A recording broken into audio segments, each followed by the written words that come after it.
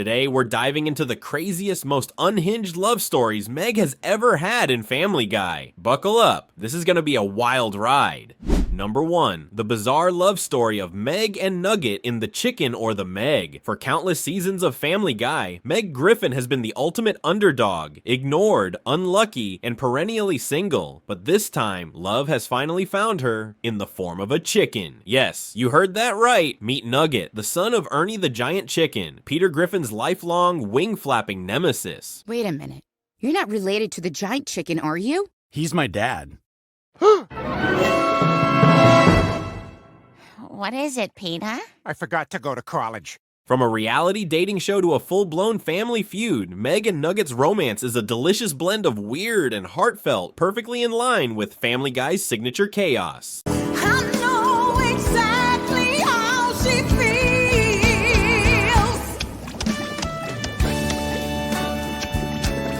It all starts when Meg enters a reality dating show called Sex Farm. Among a lineup of eccentric contestants, she picks a guy in a full-on chicken costume. Hey, guys! What was the one rule I had? No farting in the helicopter. No farting in the helicopter. I killed Bin Laden. Now I'm doing this. They hit it off instantly, forming a surprisingly cute couple, only to be unfairly eliminated early on. Pig and chicken, turn in your hay and head to the slaughterhouse.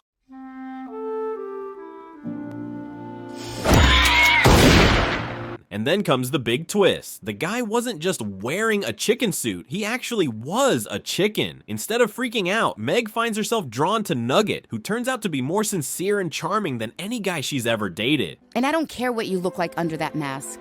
That's good because I'm a chicken. My name is Nugget. Their love story takes off in the most unconventional ways. They go on romantic picnics, share worms for dinner, and even spend the night together in what can only be described as a very poultry way. Oh, that was the best night's sleep I've had in ages.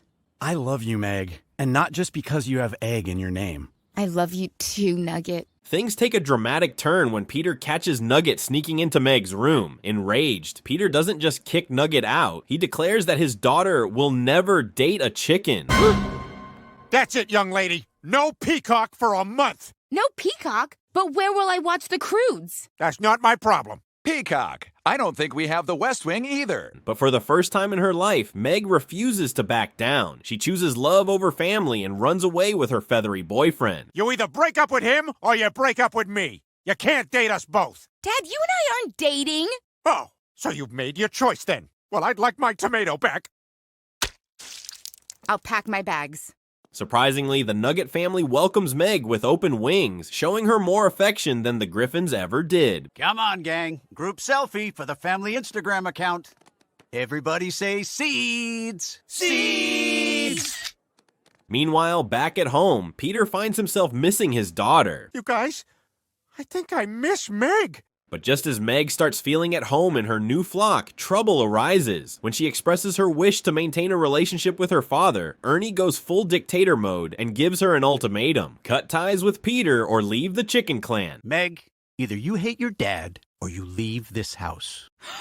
An ultimatum. You're just like him. What did you say? You're just like him. Without hesitation, Meg takes the Family Guy approach. She fights Ernie in an epic showdown and beheads him, proving once and for all that she's not the Griffin to mess with. It's a defining moment for Meg, finally standing up for herself in the most violent way possible.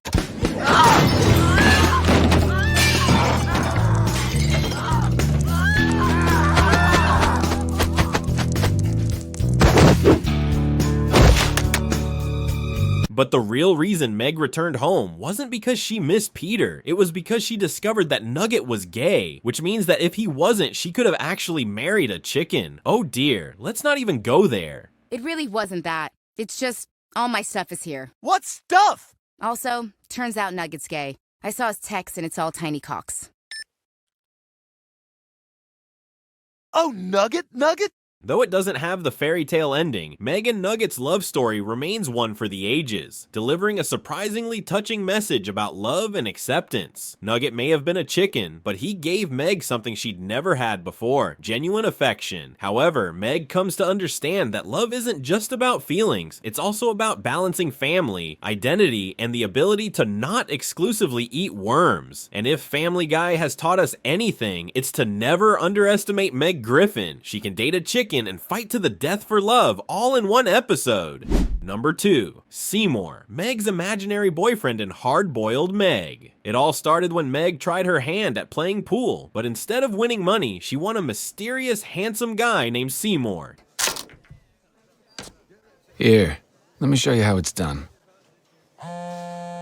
Oh, sorry, that's my phone. Let it go to voicemail. Destiny? Not at all. As Meg drove Seymour home, he decided to spice up the night by robbing a convenience store, leaving Meg absolutely terrified. I'll just do sex. You don't need that.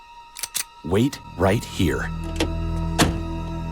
What is happening right now? Well, almost terrified. Strangely enough, Meg wasn't scared at all. In fact, she was intrigued by Seymour's bad boy energy. Some people love with their minds, others with their hearts. Meg, she loves with adrenaline. What was all that noise in your bedroom this morning? Oh, not much. After escaping from the cops, Seymour exclaimed, "Where have you been all my life?" "Probably at home," Meg replied, suddenly remembering the time Peter took her to a Stevie Nicks concert. What do you think she's gonna play next, Dad? I don't know, but if it's Edge of 17, back up. I need some twirling room. Ah, this is it. Back up, back up, back up. And so, the story continued. The next night, Meg and Seymour planned another heist, this time at a department store. To pull off a daring stunt to escape the cops, Meg even had to wear braces. I have to wear it or my teeth will shift. That's smart. Mine have shifted. She felt exhilarated robbing stores with Seymour, like a shot of pure B12. I'm a bored white person looking to waste $60? Well, I have a certificate from a probably like 3-day course that says I can inject people with stuff. That needle's clean, right? You bet it is. Just as they were plotting an even bigger score, Chris overheard their criminal mastermind plan. What am I gonna do? Chris is in distress. Herbert is in distress? Old Tiddle.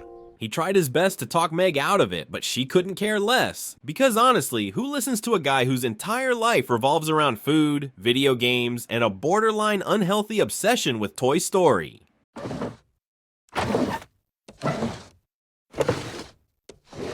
Wow, big sex toy. And big savings. That's Hitachi. They pulled off the heist, fled into the night, and thanks to Meg's god-tier driving skills, they escaped once again. But suddenly, Meg grew somber and asked the one question that could make even the most hardened criminal shudder. Are you just using me?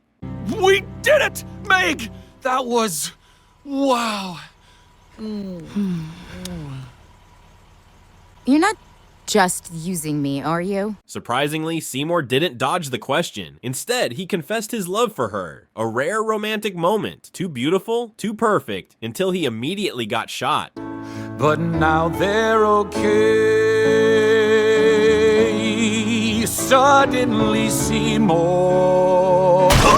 Panicked, Meg slammed the gas and sped off, but instead of outrunning the cops, she crashed straight into Peter's car. But the biggest shock was yet to come. Chris finally caught up to Meg and dropped the ultimate truth bomb. The entire romance was just a hallucination.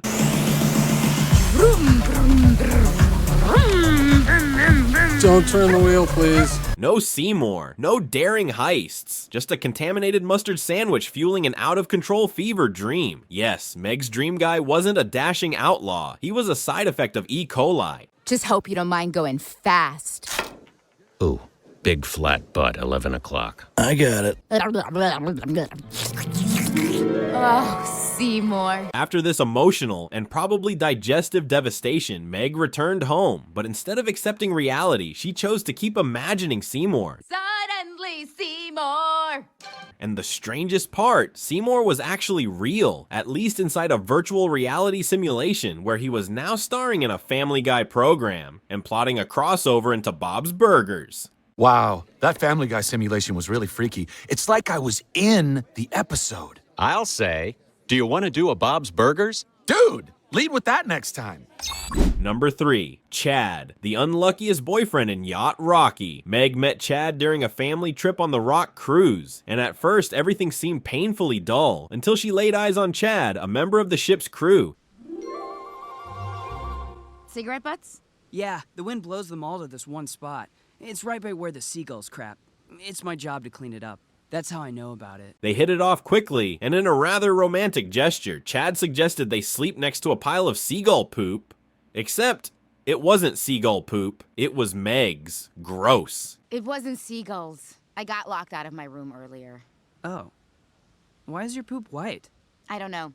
I've been dealing with fecal albinism my whole life. Chad was in awe of Meg's unique talents, particularly her ability to devour an ungodly amount of powdered donuts in under 30 minutes. Clearly impressed, he confessed his feelings for her. Wow, I've never seen someone eat so many powdered donuts in half an hour before. Yeah, I was really hungry and I didn't like what they had at dinner. I think we may have solved your fecal albinism. I love you, Meg. But before Meg could even respond, a monstrous wave crashed into the ship, sweeping Chad away to his immediate and horrific demise. This is the best night of my life.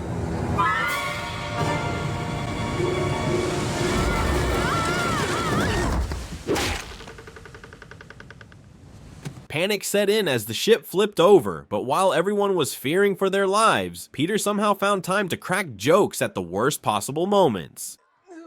What else is new? He's been doing that for 40 years. Ha ha! Yeah, make fun of more people more successful than you. He's a millionaire. You're nothing. Meanwhile, in the middle of all the chaos, Meg somehow managed to drag her very dead boyfriend back to introduce him to the family. Because, of course, that was the logical thing to do. This is Chad. He's my boyfriend. We love each other. We said it and everything. What followed was nothing short of insane. Just as she proudly presented Chad, his head suddenly fell off, leaving Lois laughing in a disturbingly amused manner.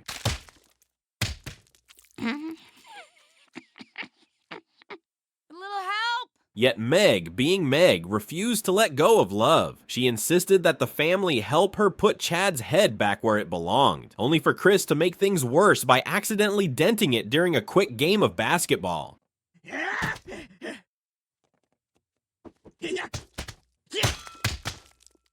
Preach.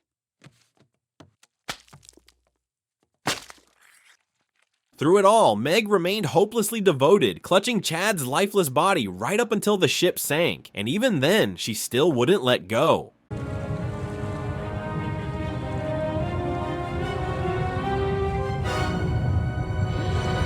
Final thoughts. If there's one thing we learned from this episode, it's that Meg Griffin is the queen of tragic romances. Chad may have been the unluckiest boyfriend in Family Guy history, but Meg, she might just be the most terrifyingly committed girlfriend of all time. Number 4, Meg's secret affair with Adam West in Deep Throats. Meg landed an internship at Mayor Adam West's office after passing the highly intellectual interview process, aka a ridiculous word association game. Mosquito. Bite. Bite. Mosquito. Oh, yes, good one. Mosquito. Bite. Mosquito. Bite. Mosquito. Bite. Bite. Mosquito. Aha! Very good. You are a worthy opponent indeed. Things were going smoothly with her delightfully eccentric boss until Brian showed up, fuming over a $400 parking ticket. $400? My God, this is a bigger ripoff than Peter's Sounds of the Rainforest CD.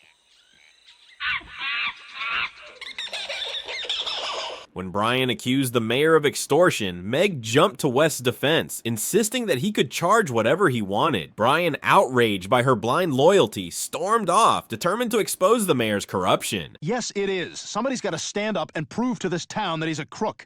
And it looks like it has to be me.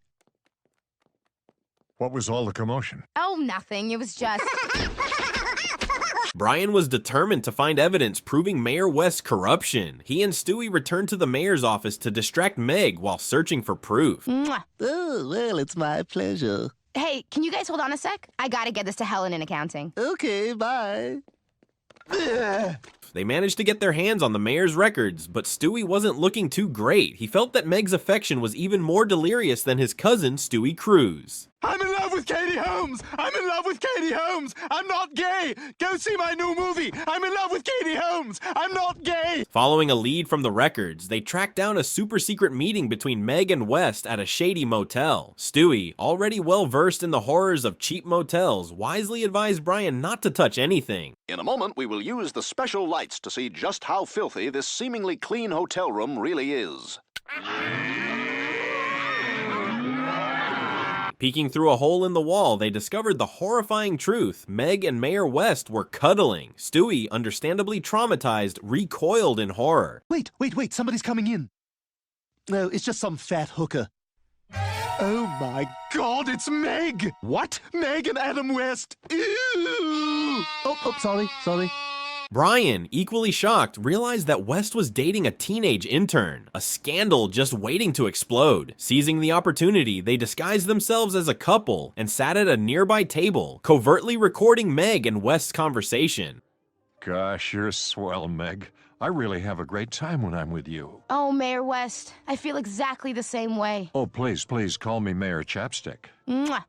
As they left, Stewie saw his chance to mess with Brian, insisting that he kiss him to maintain their cover. Of course, Stewie had other motives, and let's just say, he expected a lot more from that kiss. Come on, we gotta follow them. Stewie? Huh? Everything all right? Yeah, hey, listen, freaking shot in the dark. You want to do something sometime? Meanwhile, Meg continued sneaking around with a man old enough to be her father's weird uncle. Concerned, Brian decided to expose the affair, warning Meg that West had probably done this with every intern before her. Meg, what the hell have you gotten yourself into? You realize he probably does this with every new intern. That's not true. Adam and I are in love. Oh, don't be ridiculous. But Meg, ever the hopeless romantic, refused to believe it. Brian, unfazed, threatened to leak the scandal to the press, promising that when it blew up, it'd be bigger than Uncle Sam's nipples. Jeez, what the hell?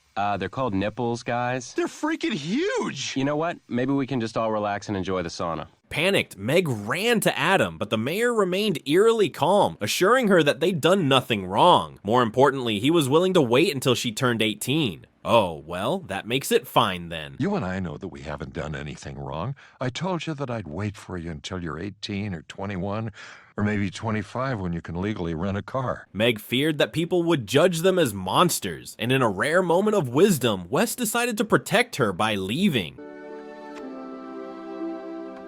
Goodbye, Meg. I'll always value your friendship. I love you, Mayor Chapstick. Seeing their oddly sincere connection, Brian chose not to destroy Meg's fragile heart and drove her home instead. Can I give you a lift home? My cab's right outside.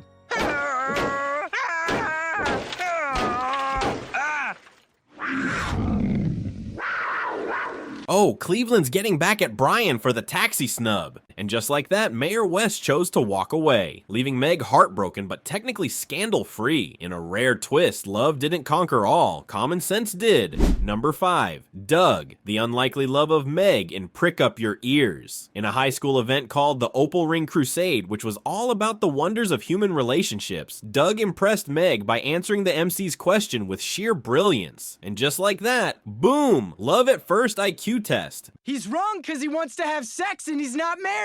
Bingo. Wow, you're pretty smart. Thanks. My name's Doug. I'm Meg.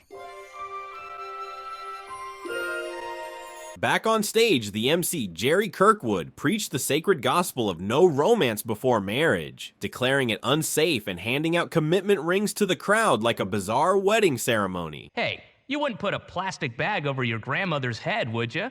No. And that's why we're going to be handing out these opal rings. These rings are a symbol of your commitment to refrain from sex until you're married. Inspired by his wisdom, Meg and Doug hailed him as a legend, on par with Gandhi, Mozart, and Picasso, because, you know, those three totally had the same career path. And this over here, and this part here. Anyone tell who it is yet? No? Okay, well, what if I move this here, and this here, and it's Diane Wiest. Thus began one of the strangest love stories ever. Meg took Jerry's message to heart, and in her new missionary role, decided to spread the pure love philosophy to her dear father Peter. The result, Peter found himself trapped in a medieval-style self-discipline contraption. Come on, you love the dirty talking Grimace. Peter, what the hell is this? My chastity belt. A chastity belt? What in God's name is that for? Meanwhile, while the whole town was watching football, Meg and Doug were exploring new ways to express their affection because certain activities were off limits. And their solution, a bold, never-before-seen innovation in teenage romance. Are you thinking what I'm thinking? Uh-huh. Oh, there it is. I see it. You know, Roy, I hope you play squash better than you pass. Well, we'll find out this Saturday. Enter Lois, who, expecting to stop her daughter from spreading nonsense, walked in on something she would never, ever unsee. Meg and Doug were using their ears to experience affectionate bonding. Mom! Oh, my God! You kids were doing it in the ear! Hey, my sandwich tastes funny. Is there something wrong with the Smuckers? Yeah, it's been on my crotch. Lois was horrified. Meg tried to justify it, but honestly, it made about as much sense as pineapple on pizza. Doug and I are abstinent, but if we have sex in the ear, it doesn't count. We're still pure in the eyes of the Lord. Lois urged Meg to reconsider her extreme views on love, but Meg, being as stubborn as ever, stormed off dramatically, leaving Lois speechless. Vaginal intercourse is... It's just tops. It's the bee's knees, Meg. Meg? I love you. And the ear saga didn't stop there. Peter, ever the eager learner, decided to experiment with Lois, much to her absolute horror. Peter. Well, what are you doing? What, Peter, what are you doing to my ear? Get off of me! What the hell is wrong with you? Unable to tolerate such alternative approaches, she quickly set him straight, leaving Peter screaming about divine punishment. No, I'm abstinent. This is an affront to the Lord. No! In the end, Peter saw the light and joined Lois in her crusade for common sense. She wished she could also change Meg's mind, but hey, at least now she had Peter, who believed in his ability to persuade people even more than Mel Gibson apologizing to an angry crowd. I'm really sorry about how greedy you are. But most of all, I'm really sorry about your dirty, underhanded, backstabbing ways. Your #1 dirty Jew fan, Mel Gibson. So Peter and Lois marched to the school, determined to shut down Jerry's misguided teachings. But how would they sneak past security? No worries. Peter had a plan. You see that guy with the overcoat? He's tall enough for us to sneak in behind him. Come on. Once inside, Lois dramatically grabbed the mic and delivered a fiery speech about healthy relationships, winning over the entire audience, including Meg and Doug. My mom's right. If we really care about each other, it's okay to have sex. We'll be safe. We'll use a condom, and it'll be wonderful. Unfortunately, this also led to the tragic breakup of Meg and Doug. Apparently, once Doug got a fuller view of Meg, his romantic enthusiasm took a nosedive, and he bolted, leaving poor Meg in tears. Wow. Does this mean I'll see you naked? Yeah. Oh boy, I can't wait. I'm sorry Doug dumped you, honey. It's all your fault! And so, Meg's great love story ended, not with a bang, but with a sprint for the exit. Number 6, Meg and her jailhouse romance with Luke Gyllenhaal. It all started in Season 8, Episode 21, when Brian decided to write an article about teenage girls for a magazine. Naturally, he had to do some research, which meant following Meg around all day. Brian, what are you doing up there? Shh, I'm writing an article on teenage girls for a magazine. I'm studying Meg to see what goes on during her day. Stewie, ever the supportive friend, warned him to watch his step. After all, not all dogs go to heaven. So, says here you were involved in the plotting of September 11th? Well, that's what they get for supporting Israel. Yuck, yuck, yuck. Gosh. Okay, into the eternal pit of fire you go. Brian and Stewie tailed Meg to a mysterious place called the Adult Reform Academy, leaving Stewie baffled. What kind of place was this? Their curiosity paid off when they snuck inside and discovered Meg was dating a full-fledged criminal. Hi, Meg. Hi, Luke.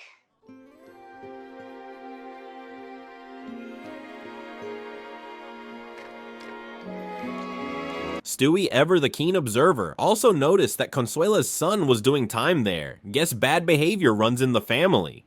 I see you soon, Rodrigo. See, mama.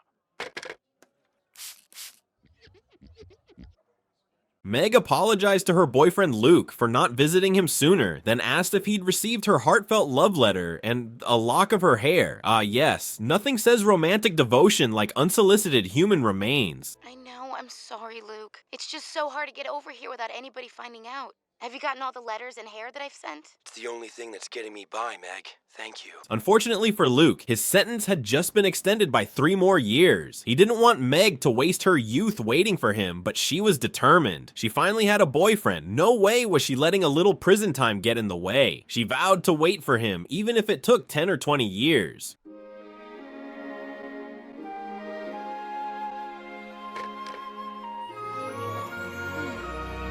Brian, witnessing this insanity, was shocked. Stewie, on the other hand, compared Meg to those crazy girls who date even crazier guys. Oh, Meg's like one of those crazy chicks who hooks up with an even crazier guy. When Brian spilled the beans to the family, Meg was furious. Lois, however, sided with Brian, saying Meg was playing with fire by dating an inmate. Meg defended her love, but Lois shut it down, forbidding her from seeing Luke again. It stops now, Meg. Your mother's right, Meg. You gotta be careful who you get involved with romantically.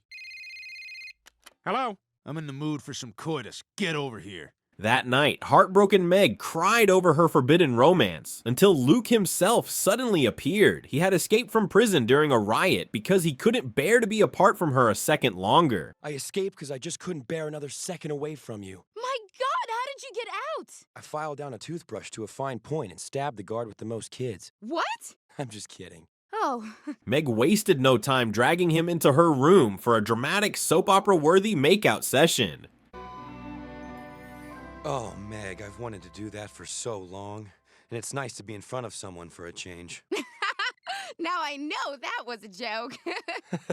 Whatever. Unfortunately, their romance was cut short when Peter caught Luke and immediately called Joe to arrest him. To make matters worse, Meg got arrested too for harboring a fugitive. And just like that, their tragic love story came to an end. Well, if you're taking him to jail, you have to take me too. I know, that's the plan. You're under arrest for harboring an escaped convict. Oh, well, that's only fair because after all, I did hide him from the... What? But don't worry, Meg bounced back. After serving her time, she came out of prison a full-fledged gangster, striking fear into the hearts of the entire Griffin family. My house now, bitch. Now who's the funniest? I know my way around a joke. Number 7, Anthony, the handsome guy who cost Meg a tooth. Peter, in his never-ending quest to be the world's most annoying husband, discovered Lois had a few gray hairs. Naturally, this activated his maximum tease mode, and he spent the entire day roasting her for being old. Oh my God, you're right. You know, I don't mind so much that you're aging. It's just the way you're shoving it down my throat. Screw you, Peter. Not today. Wow! Meanwhile, Meg, the flickering candle of hope in the Griffin family, excitedly announced that she had a new boyfriend and wanted to introduce him. Peter and Lois, having survived Meg's disastrous dating history, let's not forget Justin, the guy with no legs, braced themselves for another freak show. Thanks, Mrs. Griffin. That was delicious. You're welcome, Justin. It was a pleasure to meet you. Come on, I'll take you home. Okay, babe. But plot twist, Anthony, Meg's new boyfriend, was shockingly normal. No weird mutations, no missing limbs, no signs of a failed government experiment. Meg's boyfriend. But there's nothing wrong with him. Mom, where's my... Peter and Lois were so shaken by this anomaly that they called the entire town over for a second opinion. Even Dr. Hartman conducted medical tests to confirm that Anthony was indeed a real human being. And he was. He was so painfully normal that it was actually suspicious. He seems to be completely normal. I can honestly say for the first time that I am attracted to our daughter. This must be what other fathers feel like. This was worth the 500-mile drive. While Peter continued to roast Lois about her age, Anthony did the unthinkable. He complimented Lois on her looks. With her self-esteem bruised from Peter's constant jabs, Lois found herself flattered. You're pretty enough to be a movie star, Mrs. Griffin. Oh, my goodness. Well, I don't know about that. Penelope Ann Miller, Nancy Travis. Now, those are movie stars. And then came the moment that changed everything. That night, just as Peter and Lois were about to go to bed, Lois walked past the living room and saw Meg and Anthony making out passionately on the couch. You think your parents liked me? Yeah. Can we make out now? Oh, I forgot my... Instead of feeling happy for her daughter, Lois suddenly imagined herself as Meg. Yep, our mother of three was having a full-blown midlife romantic crisis.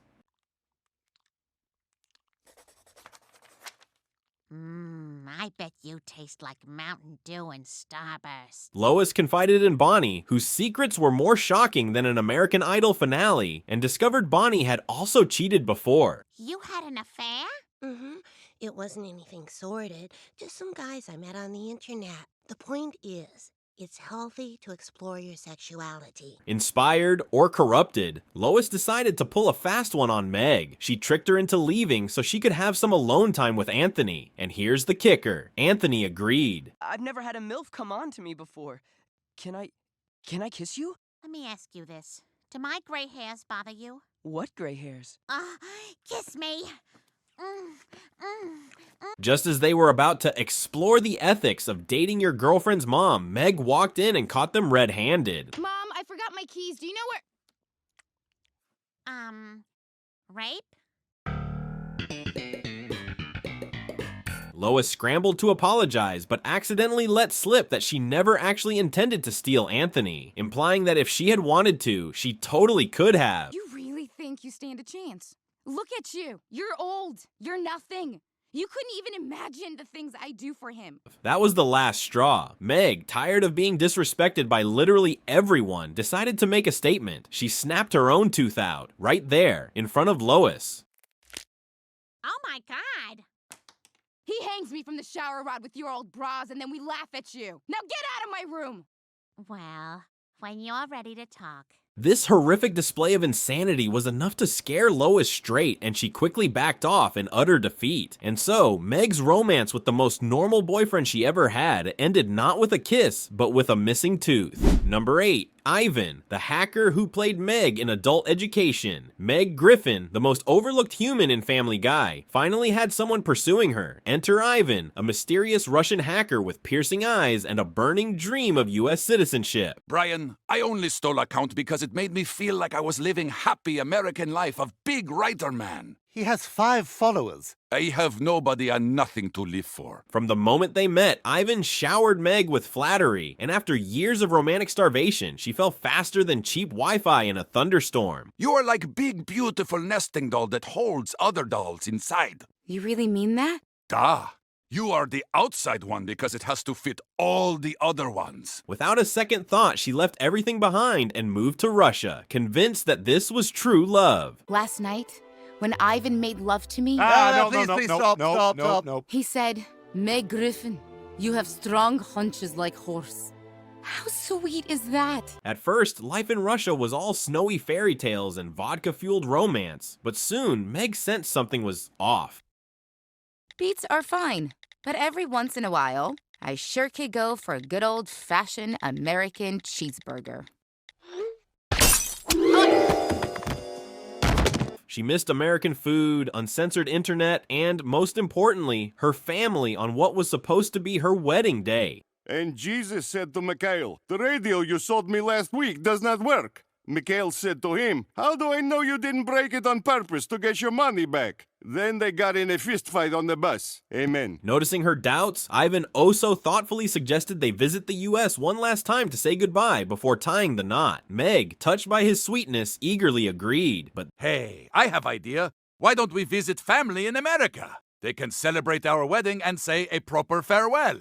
Yeah, that's a great idea. then, plot twist. Just as she called home, Meg overheard Ivan boasting to his friends, "You think I actually love that girl? I just need a green card." Meg froze, heart shattered, brain DDoS'd. Ping response, pain. But instead of crying, she switched to revenge mode. I'll give you something to laugh about.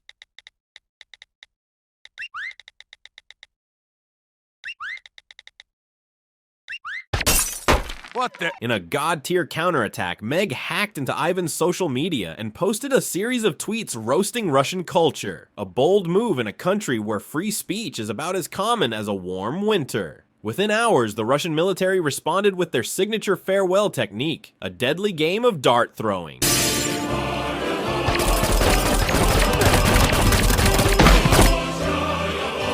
And Meg, she strutted out of Russia, bad girl energy at max level, rolling her suitcase like a boss.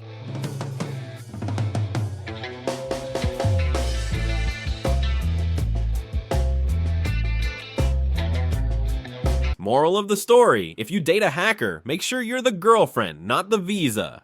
In Meg's Hall of Fame of crazy romances, she once dated a nudist named Jeff Campbell in the episode From Method to Madness, because apparently, love knows no boundaries or clothing. What are you doing here? They had a sale on Super Soakers. Check it out.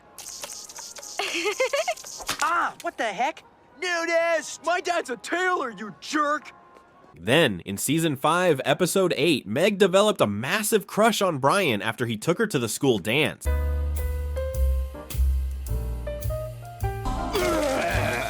Sorry, that was the booze, not you. You gonna eat that? But when Brian firmly rejected her, she went full-on psycho, kidnapped him, and dragged him to a hotel. Because, you know, nothing screams romance like hostage situation. We're gonna be here for a while. Well, I don't know if... Wait, what? We're gonna be here for a while.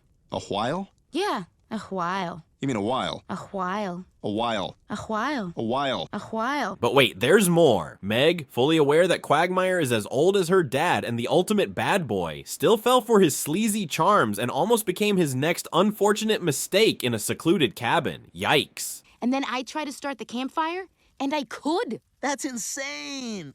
What is going on over here? We taking our shirts off now? Okay, follow the leader. And the grand finale of her wild love life. In Season 4, Episode 4, Meg hit rock bottom so hard that she ended up dating a guy who was literally dead. Now that's what you call a ghosting-proof relationship. I'm back. I brought another picnic. You're such a good listener. You're not like the other boys.